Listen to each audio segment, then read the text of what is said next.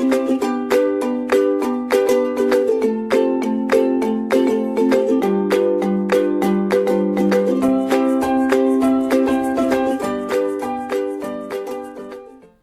is Dr. Rima Sinha.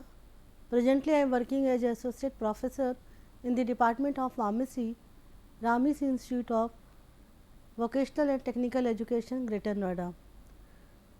Today, I am going to give a lecture on proton pump inhibitor, which is part of your syllabus of Medicinal Chemistry 2 of B.Pharm 3rd year.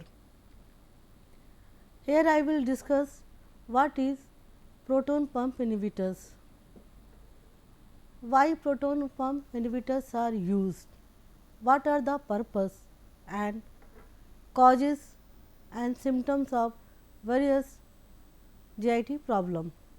Then I will discuss classification of proton pump inhibitors. After that, I will also discuss the structure, activity, relationship of proton pump inhibitors.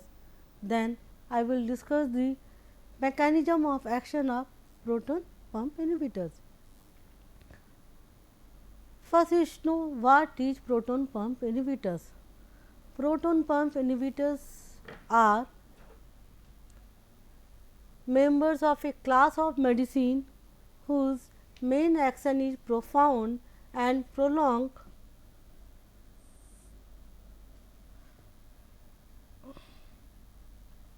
reduction of stomach acid production. You see here, this is the stomach, here proton pump is there, it is secrete the gastric acid secretion. They are more potent and longer duration of action of H2 antihistaminic drugs. They act by reversible blocking hydrogen potassium ATPase enzyme of the gastric parietal cells. So, proton pump inhibitors are basically used to reduce excess acid secretion. It is used in the treatment of ulcer, peptic ulcer, and it inhibits the proton pump hydrogen potassium ATPase enzyme of the gastric parietal cells. So, it is a member of class of medicine whose main action is a profound and prolonged reduction of stomach acid production. Here you see the structure of stomach. You see this is the acid constant in stomach. Here there is a glands in the stomach wall which to secrete too much acid. Proton pump inhibitors which are absorbed from the blood stream and suppress the acid production by stomach glands. What are the GIT problems? There are 4 major problems. First is your gastroesophageal reflux disease, which is known as GRD. Second is your gastritis. Third is your peptic ulcer, and fourth is your dyspepsia. These are the main GIT problem: GRD, gastroesophageal reflux disease, peptic ulcer, gastritis and dyspepsia. So, we will discuss one by one. First, you should know what are the causes. First is your unhealthy diet. If you are taking unhealthy diet, junk food, you are not taking calorie content food, then you are feeling your digestion is improper. That will lead you cause of ulcer. Then alcohol use, if you are using too much alcohol. Then some medicine like non-steroidal anti-inflammatory medicine which may cause peptic ulcer on longer use, and this Helicobacter pylori infection may also cause peptic ulcer. What are the symptoms, general symptom, so that you can identify? First is your heartburn, आपको यहाँ पर जलन feel होगा. Second, you feel heaviness in your stomach. You will feel abdominal pain. See the images. Patient is feeling abdominal pain. Here your feeling is vomiting. Patient is feeling vomiting. So, these are the general symptoms. Now, we will move to what are the causes and symptoms of GRD. You see stomach peptic ulcer is a break in the inner lining of the esophagus, duodenum or stomach. And what are the causes? GRD, it is a gastroesophageal reflux disease. It is a basically digestive disorder. It causes when gastric acid from your stomach flow back up into your food pipe, that is your esophagus. Heartburn is the most common symptom you feel in the case of GRD. So, basically a digestive disorder. Now, this is your gastritis. What is gastritis? Gastritis is an inflammation, irritation or urination of the lining of the stomach. See the line, it is inflammation, irritation, erosion of the lining of the stomach. It can occur suddenly, but after some time if you are not taking yourself, then your symptom will lead you chronic condition. So, it gradually it become chronic. Now, what is dyspepsia? Dyspepsia is an uncomfortable feeling in upper middle part of the stomach. You feel uncomfort. See what are the sign and symptom in the case of gastritis, in the case of GRD. Common symptom, that is you feel abdominal pain, see the image, and vomiting, heaviness, flatulencies, burning, heartburn, bloating, you are feeling full of gases. These are the common signs and symptoms which are found in the patient which is suffering from gastritis.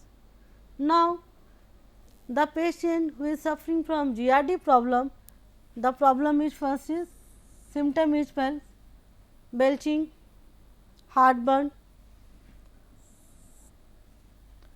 vomiting, stomach ache and difficulty in swelling. Patient is not able to take food diet in a proper way. He is feeling difficulty in swallowing the food. Now, the case of dyspepsia, upper abdomen, you will feel pain and discomfort in upper abdomen, bloating, heartburn and blanching, you are feeling your this portion will be just firing like jalan ho rahi hai, heartburn, and common symptom like nausea and feeling full earlier than the expected when eating. You don't feeling dying to have anything. Before eating you feel like you have already eat. So, you are feeling heaviness. So, there is a various drug which is used to treat these symptoms: peptic ulcer, GRD, dyspepsia and gastritis. What are those drugs? Those drugs are proton pump inhibitors. Those drugs are proton pump inhibitors. In your syllabus, there is 4 proton pump inhibitors is mentioned. One is your omeprazole, another is your lansoprazole, and third is your rabiprazole, and fourth is your Pantoprazole. I think you might have taken medicine Zabled D which contain rabiprazole. You have taken Pentocid which contain pantoprazole. These 4 drugs which is mentioned in your syllabus. So, I mention only these 4 drugs, there are other drugs are also there, lansoprazole. These 4 drugs contain the common skeleton. In earlier class, I have already discussed, you should know, you should able to identify the pharmacophore part of the molecules, which is responsible for giving biological activity. So, here you see the general structure of proton pump inhibitors. First you see this is your benzimidazole. This is your benzimidazole, this part we can say A. B is your sulfine group, C is your pyridine. So, basic nucleus proton pump inhibitors contain benzimidazole, sulfine group and pyridine group. So, all proton pump inhibitor must contain benzimidazole in their nucleus. Now, here you say all contain basic nucleus, but there is minor difference which makes the separate class, like here you see R2, R3 and R4. Variation in R2, R3 and R4. Substitution in this point R2, R3, 4 is different in the case of omeprazole, in the case of lansoprazole, in the case of rabiprazole and in the case of pantoprazole. If you take the example of omeprazole, in that case R2, R3, R4, all these 3 are methyl group. But in case of lansoprazole it is different, in case of rabiprazole R2, R3 is different and similar in case of pantoprazole. So, see the difference in the structure. So, here I have made tabular form, you just see here drugs are in the omeprazole, lansoprazole, rabiprazole and pantoprazole. You see the structure, you take the example of omeprazole. Omeprazole here R2 is CH3, R3, R4, R3 and R4 all are methyl group in the case of omeprazole. But in the case of lansoprazole R2 is methyl, but C2CF3 in the case of R3 and R4 is H. So, see the difference, variation in R3 and R4. Now, you take the example of rabiprazole, R1 is same methyl group, but difference in R3, R4 is also same with lansoprazole. Lansoprazole and rabiprazole R2 and R4 is same, only variation in R3, right. But in case of pantoprazole, you see here R1 is methoxy group, OCH3, this will be methoxy group, R2 will be methoxy group, and but in the case of omeprazole, lansoprazole and rabiprazole, it is methyl group. Okay. Now, R3 here also methyl group in the case of pantoprazole, but R4 is similar H. Lansoprazole, rabiprazole, pantoprazole, in these 3 drugs will contain R4 is H. Now, here you see the star, that is methyl group is attached in all the omeprazole, lansoprazole and rabiprazole. But in the case of pantoprazole, here structure will be CHF2. Here structure will be CHF2, right. So, if you write the structure of pantoprazole, so here you will change, not you have to write methyl group, star mark there, star mark means this star group will be here, that is your CHF2 difluoromethane group. So, this is the chemical structure of pantoprazole. Now, we see the individual how it looks, lansoprazole structure wise, rabiprazole, pantoprazole, you see here and compare the structure. Here lansoprazole is there and rabiprazole is there.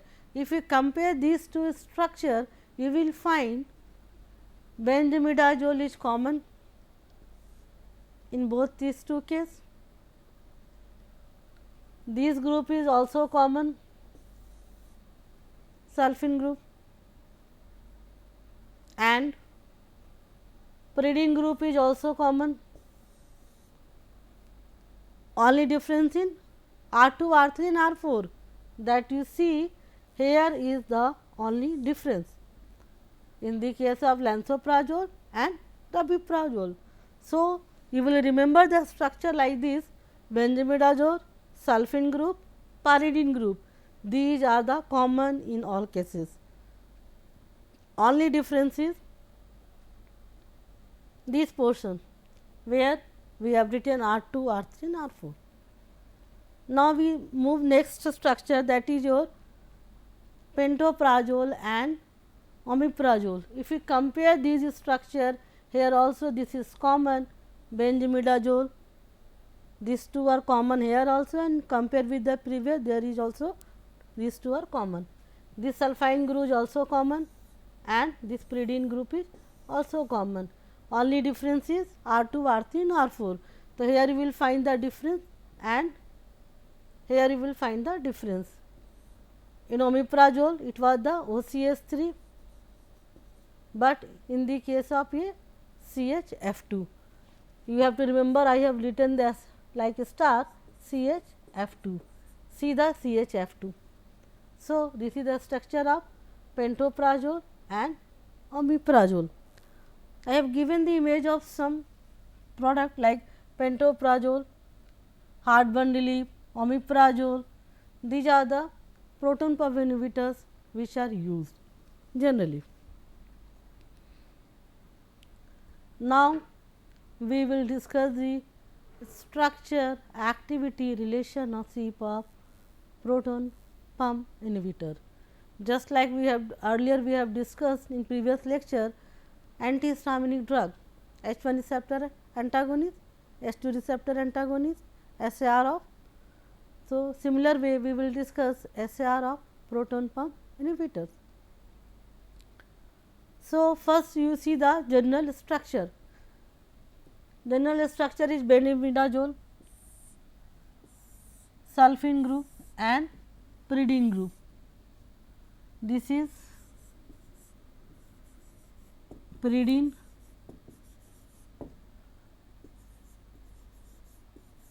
sulfin group and this is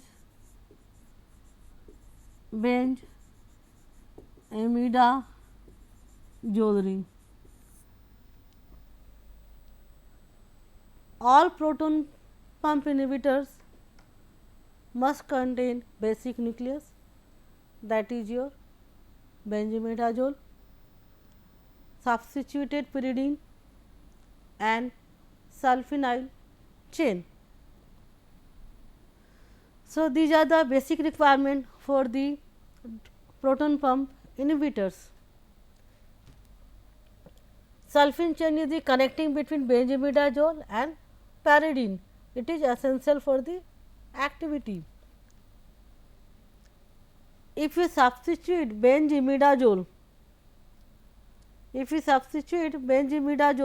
by electron withdrawing group, If we substitute benzimidazole by electron withdrawing group, then activity will increase, right.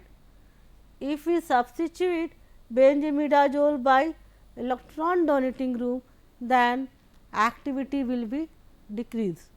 So, if any substitution, suppose here X, if it is fluoro, chloro, then activity will increase, because this is a electron withdrawing group.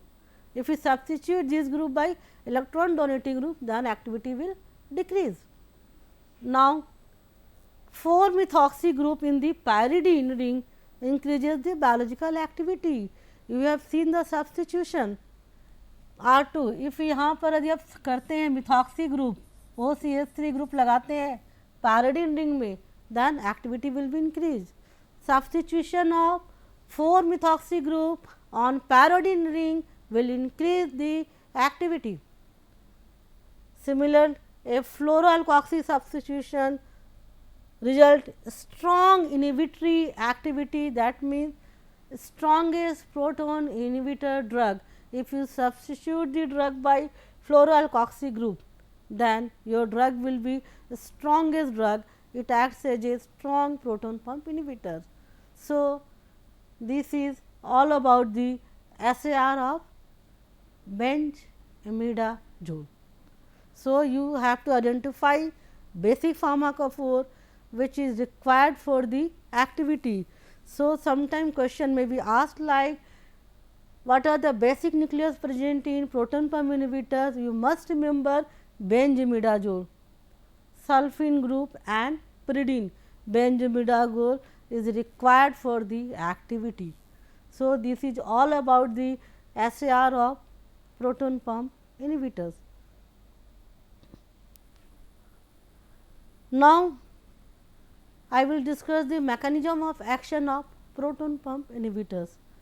How proton pump inhibitors act? Simple way, you see here, this is the stomach, acid production by proton pump, it releases H plus, acid is produced by proton pump, potassium iodine ATPase enzyme. What proton pump inhibitors do? They reduce the proton pump and reduce the acid secretion. So, proton pump inhibitor bind with proton pump and block the action of proton pump. So, there is no excess acid. In this way, it prevents the excess secretion of acid. So, we will discuss in detail. See, when you are taking histamine, any drug, when histamine is released, it bind with S2 receptor. Okay. It increase the cyclic AMP, activate calcium release, and this calcium release will accelerate proton pump to release acid. Here carbonic acid will be S2CO3 is formed by the carbonic anhydrase enzyme. After that is break into H plus and bicarbonates ion. These bicarbonates ion will leave there and it chloride ion. Now, there is exchange between bicarbonates and chloride. Now, this H plus is here. Now, this chloride ion will come to lumen of the stomach through the channel calcium. Here hydrogen ion and potassium ion exchange will take place, or hydrogen ion will be inside the lumen of the stomach. Now, this H plus or ye changes Cl minus will form HCl. Now, the excess secretion of HCl. Proton pump inhibitor PPI in short, what they will do? They will block the proton pump or inhibit the secretion of H plus and reduce the gastric acid secretion. In this way, proton pump inhibitors are work. What are the side effects when you are taking proton pump inhibitors? Side effects are osteoporosis, lack of calcium in the bones, then bones will be lead to fracture in bone. Low iron, vitamin B deficiency will cause anemia, pneumonia, cholesterol deficient infection and kidney disease. These are the recognized long term side effect of proton pump inhibitors. You see, these are the danger side effect if we are taking long term of proton pump inhibitor. Question is, how we would deal with that proton pump inhibitors? कैसे आप deal करोगे कि आप proton pump inhibitors ना लो? कभी कभी आपके medicine की वजह से भी, I have told you, like non-steroidal medicine you are taking, in that case we also feel peptic ulcer. How will you avoid?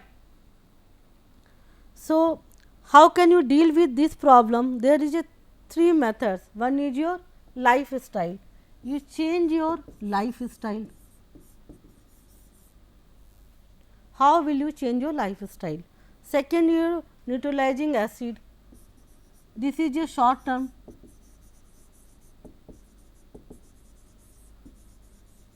And third is your, you can take proton pump inhibitors. There is a three options how to deal with this problem. So, if you are taking lifestyle, how will you change your lifestyle? First slide I have shown you, don't use alcohol. You leave smoking, you don't take alcohol, you take proper diet, you change your eating habit, morning walk, you try to avoid unnecessary stress, unnecessary unhealthy diet, morning walk, yoga, these should be included in your daily routine. And when you take food, then after taking your food, your posture should be accordingly. If you not maintaining posture after meal, then it will develop peptic ulcer. Second is neutralizing acid. Sometimes you are having some antacid like in home remedy, you are taking something like, these are the short term therapy. If you are not maintaining your lifestyle, if you are not change your food habit, if you are not include your physical exercise in your daily routine, then you will face peptic ulcer like problem in day to day problem. Okay. Next is your blocking acid secretion. So, how will you block the acid secretion? Either you take proton pump inhibitor or H2 receptor antagonist like ranitidine, famotidine, like this. Okay. So, try to change your lifestyle, that is your better option to avoid to take proton pump inhibitors. So, you can manage your life by maintaining your lifestyle, and you can avoid neutralizing acid and proton pump inhibitors type of medicine.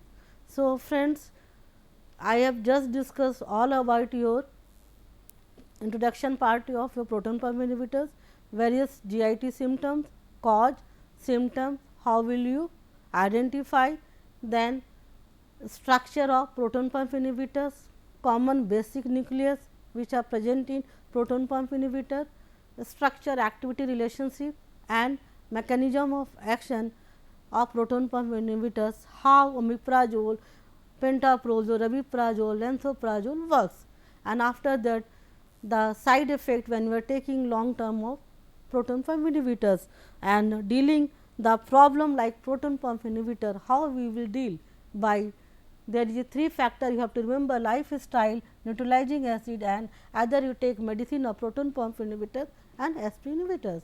So, friends, this is all about this. Now, the common effect of proton pump inhibitors is headache, stomach pain, nausea, diarrhea, vomiting, constipation. So, these are the common symptoms. Thank you, friends.